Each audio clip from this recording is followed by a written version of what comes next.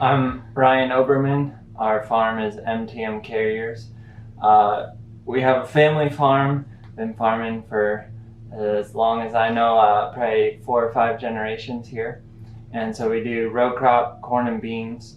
We were 15 years of corn on corn, and for the last 4 years we've switched to doing some beans. So our challenge has been that everything has been non-GMO for the last 3 years, so we've dealt with some weed control issues and stuff like that. So we started implementing the cover crops a few years ago, and we started working with Continuum this year to help us bridge that learning gap and help us to make things a little more smooth transition into the regenerative ag.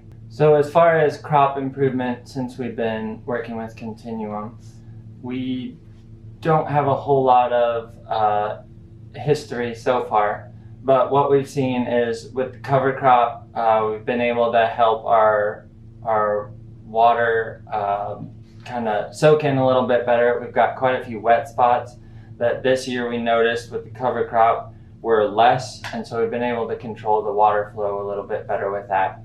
And then specifically this year with the beans, we did try planting into some standing rye, and they're non-GMO beans.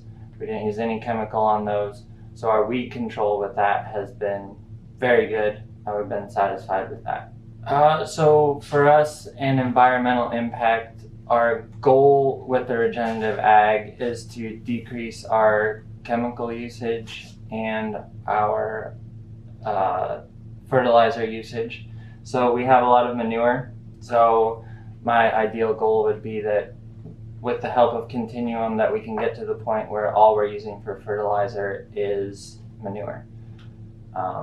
So that's our goal on that, and then reduce chemicals. As far as erosion control so far, I would say yes. On some of our hills, it has helped reduce before you'd see the water running down it, and with the cover crops, it has helped reduce that. Yeah, I would say with the water runoff, same thing. It's been able to soak in a little bit better, and those wet spots that are traditional, we did help eliminate some of those this spring with the cover crop.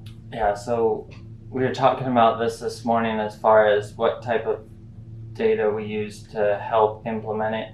First of all, it wasn't really a data decision. It was more of, I think it's the right thing to do.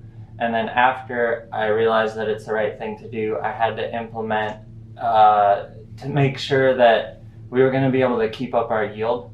So just basically Tucker and Mitchell walking us along and showing us some of the numbers that the Horas have produced on their farm, and just giving us a little peace of mind as far as implementing the cover crop. I think everyone has heard of that disaster of, trying to plant corn after rye or something like that, and it just going completely wrong, and then guys just throwing up their hands and say, we're not doing this.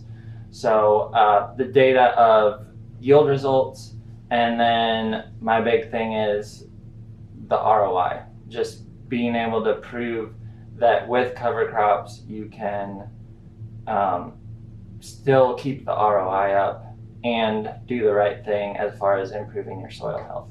So far it's been less. So with our field that we planted into standing rye, we didn't spend any money as far as chemicals on that. So we roller crimped it, we avoided the cost of the chemicals, and then we were able to reduce our liquid nitrogen. We didn't do any side dress because Carolyn looked at the numbers with us and she told us we don't need to put any more nitrogen on. This spring, we had a field that we decided to try the roller crimper on. So we planted cereal rye last fall, and our plan was to terminate it with chemicals.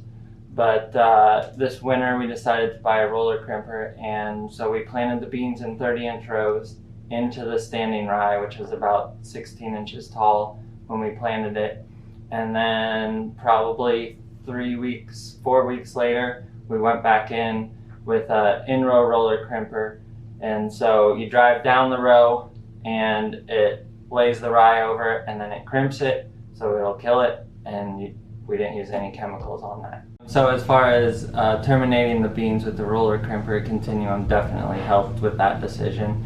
And then also going to the Continuum field day and hearing Lauren talk about it, just that whole group was super helpful in making the decision as far as when to crimp it, how to crimp it, what it was supposed to look like afterwards. Knowing the fact that we were going to have some escapes was helpful. It doesn't necessarily look pretty, but with the help of Continuum, we knew that we were doing the right thing, and having you guys come out and take a look at it was helpful to know that we did the right thing and that it was going to work. Yeah, if we wouldn't have had Continuum to help make that decision, I'm not sure that it would have gone so smoothly. It probably wouldn't have. So it was definitely good to have Continuum to lean on as far as venturing into something new, the cover crops, planting green, and having the roller crimper. So having you guys guide us through all those things was helpful. Yeah. I'd say our biggest challenge was just getting over the hurdles of using rye in front of corn. I wasn't super concerned about using it in front of beans because we have a little more leeway there, and I think that method is pretty proven. But before, when we tried to implement the cover crops, before we started working with Continuum, in front of the corn, it did not go well. I don't think we put enough nitrogen down, and there was just some other issues as far as termination. So just being able to lean on Continuum this spring for those things and give us some peace of mind as far as we were doing the right thing was helpful. For corn on corn, we've gone to a full 50-50 rotation. And if we can figure out a way to market a third crop, I would like to introduce a third crop, whether it be cereal rye to produce for cover crop to sell, or maybe bean on bean, something like that. So if we could find a third crop, or wheat, we just need to find a way to market it. As far as cover crops in front of corn next year, I think we just started working with Tucker this morning on that. And we're gonna try and implement more of a mix next year, but that's another thing where Continuum is really gonna have to guide us on that, because once we get outside of the cereal rye, we don't have a whole lot of experience. So we would like to find something that we can produce ourselves, because we do have some acres that we need to plant for summer harvest so we can put some manure down. So we'd like to figure out if we can mix that in and start to really produce all of our own cover crops. So I'd say the biggest thing so far this spring was when we were planting into the standing rye, being able to call Tucker, and then Tucker had Mitchell call me and walk me through how to set up the planter, if I need to speed down or slow down or speed up, and then downforce with the planter. Just where I was running my row cleaners, really everything that I needed to know on the planter. That was the biggest thing, because it was concerning planting into that much rye, but having that helping hand of Continuum really helped ease my mind and let us know when you're putting something out there that costs that much money to put in, it's good to have someone that'll tell you, no, you're doing the right thing. So that's been the biggest thing so far. So as far as the Rex from Continuum, we use those on the side dress. Yeah. And then so we had strip till this year, and next year we're going to no-till. We did use some of the Continuum Rex for that stuff too. The biggest thing is as far as the Rex go, we're not gonna use any side dress this year based on what Carolyn said for our Rex. And then we probably won't use any fungicide either. So in the past, basically we blanketed everything with it. Whether it's herbicide, fungicide, or fertilizer, we're gonna try to go to a more micro level and help improve the soil health even more that way. And so try and use Continuum's Rex as far as whatever you guys say we're gonna try and do. I think there's a lot of people that want to implement cover crop and regenerative ag and all that stuff, but it's hard to do because it's against almost everything that we've been taught. And so having somebody that has the experience of several years, not just like 1 year of doing it, and also not somebody that's just trying to sell you cover crop or something like that. Somebody that's actually trying to improve their bottom line by implementing these practices is extremely helpful. It just eases your mind and lets you know that you're on the right path. I mean, it's an expensive learning curve if you don't have somebody to guide you along.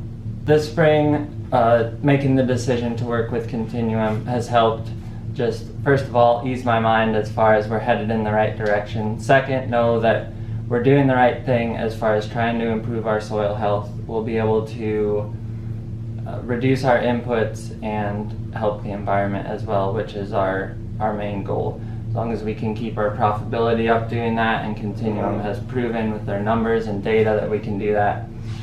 So that's really what we're looking for, and just to hand the ground over to the next generation in a better fashion than we found it is my goal.